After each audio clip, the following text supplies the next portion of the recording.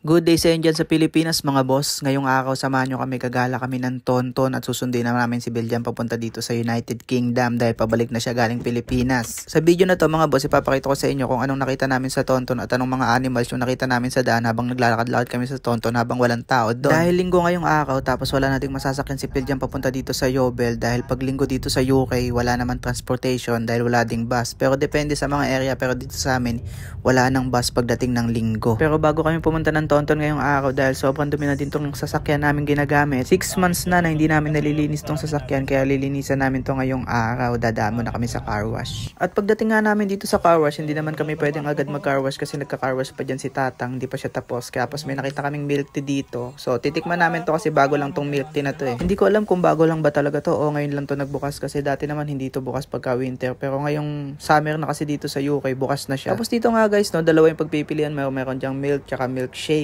So ayan, may mga flavor na din dyan. Pero ang pinili ko dyan is di ko alam. Tapos kumuha ko ng small cup lang. Pindot ka lang dito guys na wala ng ano. Kasi card naman yung pagbabayad dito. Hindi mo na kailangan ng kung ano-ano pa. Tapos nandyan na lahat ng kailangan mo. Magbabayad ka na lang by card. Tapos sasalpak mo lang yung cup.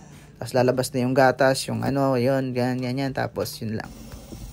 So yun guys, bumili tayo ng milkshake dun sa ano. Habang naghihintay tayo dito matapos si Manong na mag car wash. Tikman natin tong milkshake na bago to eh. Nung nakakan wala to dito eh. Nung bumalik kami ngayon meron dito, dairy. So milk lang naman siya na may konting ano. Pinagkalo, saan ba gusto mo? Picture ka mo na lang. Gagawin sarap. Picture ka mo na lang. May panalo. Send mo na lang sa akin. Para sa 1 pound and 65, pwede na sa sulit. Malamig, tapos sobrang sarap. At dahil pa-summer na din pala dito sa UK, nagtutubuan na yung madaming bulaklak dito sa daan. Kung saan mo lang sila makikita. Dahil nga natapos na si Manong sa pagkakarwas ng sasakyan niya, sinimulan na din namin yung pagkakarwas ng sasakyan namin. Dahil matagal-tagal na din to bago nalinisan. Ay, car wash na walang sabon-sabon. Yun. Is lang ng dumi, tanggal lang ng dumi. Ha?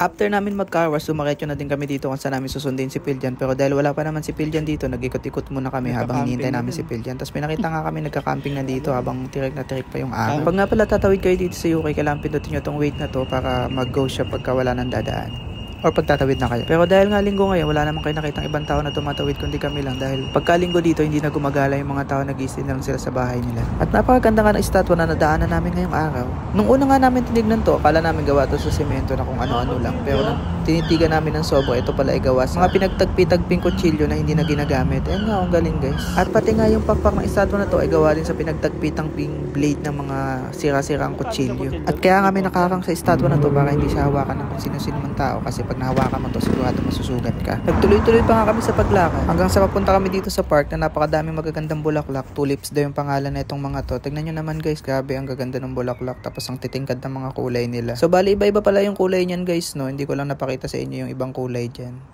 Yan, may puti din. Tsaka puro violet yung nakita namin. Tsaka isa sa pinaka nakakatuwa dito sa park na to, dito makakakita ka ng madaming ibon. Tapos may ducks, may kalapate. Meron din kami nakita dito madaming squirrel guys, tignan nyo. Tapos may makita ka din dito no, wild na daga. So yan, di kami nakakita ng daga dito sa mga ano, pero dito pala sa park meron din daga pangkalat-kalat. Tapos dito guys, sinisimulan ko na yung paghahanap ng squirrel kasi yung ibang squirrel dito nagtatago sila pag lalapitan mo, lumalayo sila. Pero yung iba naman lumalapit kaya maghanap tayo ng squirrel dito.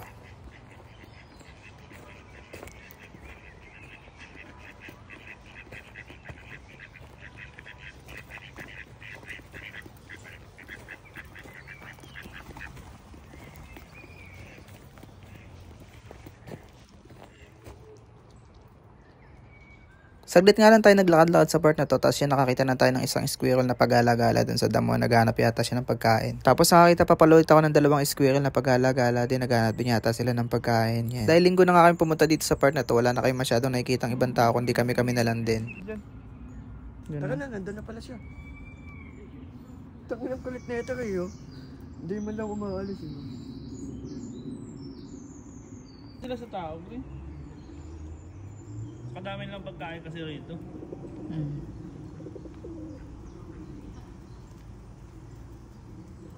Hindi sila takot sa tao. O yan, huwag mong lapitan. Dito siya tumitira oh. Kasi malaking puno. Ayun yung may mga butas-butas na yan pre. Meron siya dyan. At namin, papunta, sunduin lang namin si Bill dyan. Nakarating lang. Dito kami sa galing sa paano. Ayun oh, may isa dun oh, lonely boy. Lonely, walang kaibigan. Ah, kawawa naman. Oh, lonely boy. After na 1 hour na paghihintay namin kay Phil dyan, sa wakas dumating na din siya dito sa Tonton, tapos sinundo na din namin siya. Yan siya. So madami pala itong dalang pasalubong sa amin si Phil dyan ngayon, no? Lalo na yung mga tuyo na pinasalubong ng mga kasama ko, kaya titikman natin to ngayong araw. Tapos guys, nung pauwi na kami, nakakita pala kami ng 2 usa. Ang problema lang, hindi namin na-videoan yan lang. Konti lang yung na-videoan namin, nakitang-kita yung 2 usa, kaya sayang. So yan na yung mga dala ni Phil dyan. Loh, dami mo naman dala naman. Jerseys? Natin yung ano? Pansit kanton ka. Odong yun. Kaya sa akin din dyan. Ito gamit oh. Dindoy. Tapos may dala si Phil dyan na brownies. Kaya gamit yan, dindoy mo yan. Brownies. Dito masarap ng pulutan. Kani may lamig nga bulag ba yun? Samuniti. Loy, samuniti. Bulad. Samuniti. Pwede po udok. Sumali dyan to. Sumali ka nandyan? So ayun, may dala si Phil dyan na brownies. Tikman natin. Sumali ka nandyan? Oh, danggit tayo. Friksyonado na yun. Pila na ito, anak, puntahan ka na. Sarap, sabi. Ani ka, Bill. Kaya nag-upang si Bill. Tago ba na itong brownies mo? Sali dyan, kinasama na eh. Ako ah. Ano, pulutan? Pulutan. Pangalawa. Doon, ni Kapuji.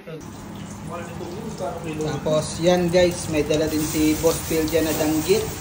Ayan. Ha? Chicken pastel. Ano yan? Brownies ba? Pag, ano, kainin nyo. I-rep nyo lang kasi masira.